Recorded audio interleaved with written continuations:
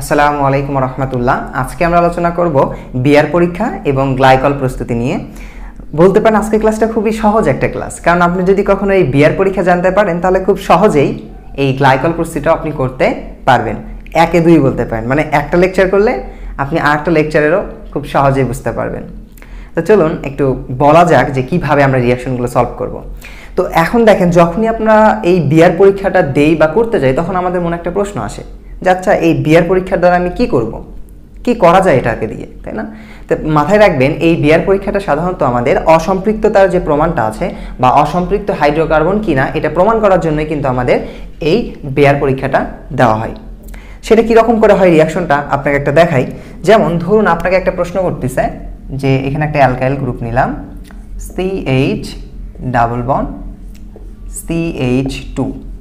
আপনাকে বলতেছে এই যে তোমাকে একটা যৌগ দেওয়া হইলো, এই যৌগটা অসম্পৃক্ত কিনা সেটা তুমি প্রমাণ করো। তো এখন আপনি বলতে পারেন যে ভাইয়া, অসম্পৃক্ত হাইড্রোকার্বন কিনা সেটা তো আমি বিয়ার পরীক্ষার মাধ্যমে করতে পারি, ব্রোমিন পরীক্ষার মাধ্যমে করতে পারি। তা আসলে এটা কেন করবো? তা আসলে এটা আপনার ব্যক্তিগত ব্যাপার। আপনি চাইলে সেটা ব্রোমিন পরীক্ষার মাধ্যমে করতে পারেন, চাইলে সেটা বিয়ার পরীক্ষার মাধ্যমেও করতে পারেন। তো আমরা এর আগের ক্লাসে কিন্তু দেখাইছি যে আপনি কিভাবে ব্রোমিন দ্রবণ পরীক্ষাটা দেবেন। তো আজকে আমাদের মেইন বিষয় কি, যে আপনি কিভাবে এই বিয়ার পরীক্ষাটা দেবেন, তাই না? তো এখন দেখেন, আপনাদের মনে আর একটা প্রশ্ন আসে যে আমি একটা জৈব যৌগ দেখে কিভাবে বুঝবো যেটা সম্পৃক্ত নাকি অসম্পৃক্ত। যদিও আমরা এর আগের ক্লাসে এটা আলোচনা করেছি। মনে রাখবেন, যখনই কার্বন কার্বন ডাবল বন্ড বা ট্রিপল বন্ড থাকবে তখন সেটা সাধারণত অসম্পৃক্ত হাইড্রোকার্বন হয়। যেমন এই দেখেন, এই কার্বন আর এই কার্বনের মাঝে কিন্তু একটা ডাবল বন্ড আছে, তার মানে এটা একটা কি, একটা অসম্পৃক্ত হাইড্রোকার্বন। তো এখন স্যারকে তো আর এরকম বললে হবে না, স্যারকে প্রমাণ দেখান লাগবে। সেই প্রমাণটা কার মাধ্যমে দেখাবো? আমরা এই বিয়ার পরীক্ষার মাধ্যমে দেখাবো। খুব সহজ। সেটা হলো কি, একটা বিয়ার পরীক্ষার একটা কালার থাকবে বা একটা বর্ণ থাকবে, এই বর্ণটা আসলে বর্ণহীন হয়ে যাবে, তাহলে বোঝা যাবে যে একটা অসম্পৃক্ত হাইড্রোকার্বন। একটা প্রমাণ দেখাই, এক্সাম্পল দেখাই। দেখেন, যখন আপনি বিয়ার পরীক্ষাটা দিবেন সেখানে অবশ্যই থাকবে কি, পানির উপস্থিতিতে H2O এবং জাইমান অক্সিজেন। যখন আপনি রিঅ্যাকশনটা ঘটাবেন সেটা অবশ্যই একটা ক্ষারীয় পটাশিয়াম পারম্যাঙ্গানেট হবে।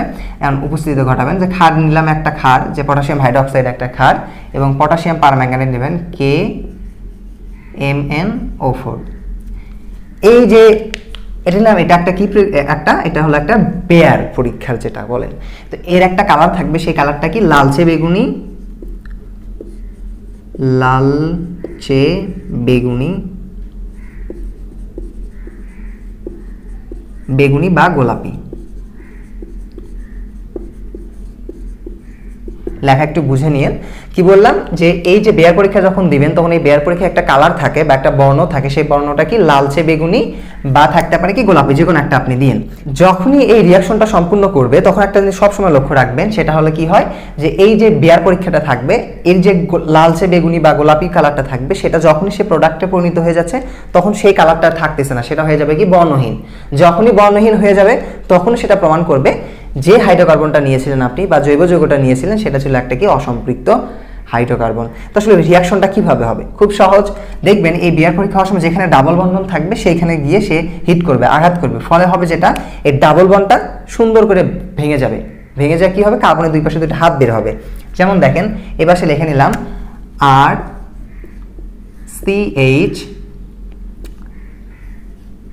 CH2।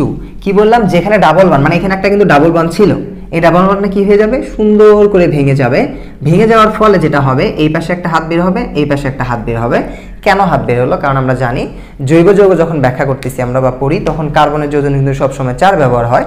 তো দেখেন, 1 এই কার্বনের সাথে একটা, 2 3 এই পাশে একটা 4, এই 4 যোজনী মিলানোর জন্য কিন্তু দুই পাশে দুইটা হাত বের হলো।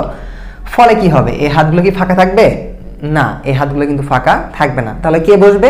এখানে দুইটা OH মূলক এসে বসে যায়। এই যে OH মূলক, এই যে OH মূলক বসে গেল, সাথে সাথে এটা একটা তো অনেক প্রোডাক্ট হইলো, এই প্রোডাক্টটা কি হয়ে যাবে, একটা বর্ণহীন। এই যে পরীক্ষাটা আছে, এই পরীক্ষাটাকে বলা হচ্ছে কি, বিয়ার পরীক্ষা। ক্লিয়ার? আশা করি আপনার ব্যাপারটা বুঝতে পারছেন। তো এটা আসলে তো আপনাদের আসবে না। একটা জিনিস সবসময় লক্ষ্য রাখবেন, এখানে যে আরটা দেওয়া হয়েছে, এই আরটা আসলে একটা অ্যালকাইল গ্রুপ।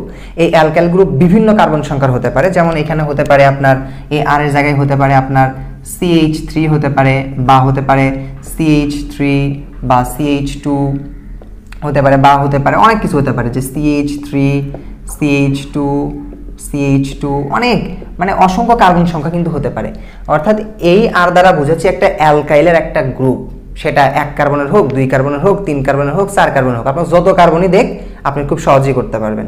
আমি একটা করে এক্সাম্পল দিই, যে এখন যে রিয়াকশনটা দেখাচ্ছে এটা কিন্তু আপনাদের একদম হুবহু প্রশ্নে আসে, খুব মনোযোগ দেন। দেখেন এইখান থেকে আপনি কি করবেন, এটাকে আপনি কি পরীক্ষা দেবেন, বেয়ার পরীক্ষা দেবেন। তো কি কি থাকবে, পানি, জাইমান অক্সিজেন, অক্সিজেনটা একটু বড় করে দেই তাই না, জাইমান অক্সিজেন, অবশ্যই কি একটা ক্ষারীয় পটাশিয়াম পারম্যাঙ্গানেট, ক্ষার নেন, পটাশিয়াম হাইড্রোক্সাইড, এবং KMnO4। যখন এই রিয়াকশনটা দেবে তখন এর কালার কি থাকবে, এর কালার থাকবে হলো কি, এই যে দেখেন কালার এখানে লিখে দিছি, লালচে বেগুনি বা গোলাপি কালার থাকবে। যখন তারা রিয়াকশনটা সম্পূর্ণ করবে তখন কি হয়ে যাবে, বর্ণহীন। রিয়াকশনটা কিভাবে সম্পূর্ণ হবে, দেখেন যেখানে ডাবল বন্ড আছে সেখানে কি করবে, হিট করার মাধ্যমে ডাবল বন্ডটা ভেঙে যাবে। তাহলে যেটা হয় দেখেন আপনার ছিল CH2 ডাবল বন্ড CH2 এরকম ছিল, কিন্তু যখন তারা বিক্রিয়ায় অংশগ্রহণ করতেছে এই ডাবল বন্ডের থেকে একটা বন্ড কি হয়ে যাবে, ভেঙে যাবে, ফলে এখানে একটা হাত বের হবে, এখানে একটা হাত বের হবে। এখানে কি ফাঁকা থাকবে না, কি হবে, এখানে দুইটা OH মূলক বসে যাবে, OH, এখানে একটা OH মূলক বসে গেল। এই যে হয়ে গেল, এই বিক্রিয়াটা কি হয়ে গেল, যখন এটা কালার কি হবে, বর্ণহীন, বর্ণহীন। এই যে আমাদের হয়ে গেল, এটা কি পরীক্ষা, এটা একটা কি বেয়ার পরীক্ষা। এই বেয়ার পরীক্ষার মাধ্যমে আপনি বলতে পারবেন যে জৈব যৌগটা আপনাকে দেওয়া হয়েছিল সেই জৈব যৌগটা ছিল একটা কি অসম্পৃক্ত হাইড্রোকার্বন। খুবই সহজ। এবং যে প্রোডাক্টটা আপনি পালেন এটাকে আপনি গ্লাইকল বলতে পারেন। কি বলতে পারেন, গ্লাইকল, যাকে বলা হয় ইথিলিন গ্লাইকল। অর্থাৎ আপনি কি বলতে পারেন, একে ইথিলিন গ্লাইকল। খুব মজার না, দেখেন আপনি পড়তেছিলেন বেয়ার পরীক্ষা, আর এই বেয়ার পরীক্ষার মাধ্যমে এটা বেয়ার পরীক্ষাটাও সম্পূর্ণ হলো। এবং আপনাকে যদি কখনো কেউ বলে যে তুমি গ্লাইকল প্রস্তুত করো, তাহলে কিন্তু আপনি গ্লাইকল প্রস্তুত করতে পারবেন, জাস্ট একই রিয়াকশন, এই রিয়াকশনটাই। খুব আর একটা মজার বিষয় লক্ষ্য রাখবেন, আপনাদের অনেক সময় যে রিয়াকশনগুলো সম্পূর্ণ করেন, অনেক বই আমি দেখলাম এই জিনিসটা, সেটা হলো কি আপনি এখানে পানি বা এই জাইমান অক্সিজেনটা দেওয়া থাকে না, না থেকে ডাইরেক্ট এই অংশটা না দিয়ে খালি পটাশিয়াম পারম্যাঙ্গানেট এবং এই ক্ষারীয় যেহেতু পটাশিয়াম হাইড্রোক্সাইড থাকে দিয়ে রিয়াকশনগুলো লিখে রাখে। তা আসলে এটা যে ভুল বা সঠিক এটা বড় কথা নয়, কিন্তু এর যে সঠিক নিয়ম সেটা হলো অবশ্যই আপনি এই পানি এবং জাইমান অক্সিজেন এবং ক্ষারীয় পটাশিয়াম পারম্যাঙ্গানেটের উপস্থিতি বিক্রিয়াটা দিবেন, বিয়ার পরীক্ষাটা দিবেন, তাহলে ভালো। ওইটা লিখলে আসলে ভুল হবে কিনা ঠিক হবে সেটা তাদের ব্যক্তিগত ব্যাপার, কিন্তু আমি পার্সোনালভাবে আপনাদের রিকমেন্ড করব অবশ্যই আপনি এই রিয়াকশনগুলো দেওয়ার চেষ্টা করবেন, মানে পানি এবং জাইমান অক্সিজেন, তারপর পটাশিয়াম হাইড্রোক্সাইড এবং পটাশিয়াম পারম্যাঙ্গানেট। তো আমি যদি আরেকটা রিয়াকশন দেখাই তাহলে খুবই সহজ হবে ব্যাপারটা, কারণ আমি এখানে যে দেখালাম যে আর এর জায়গাতে আপনি অসংখ্য কার্বন নিতে পারেন। তো আমি এখানে দেখবো যে এই আর এর জায়গাতে এবার আপনি 2-3 কার্বন বা 4 কার্বন 5 কার্বন যেটা নেন সেটা একটু করে দেখাবো। দেখেন এবার আমি বললাম কি CH3 CH2 CH double bond CH2।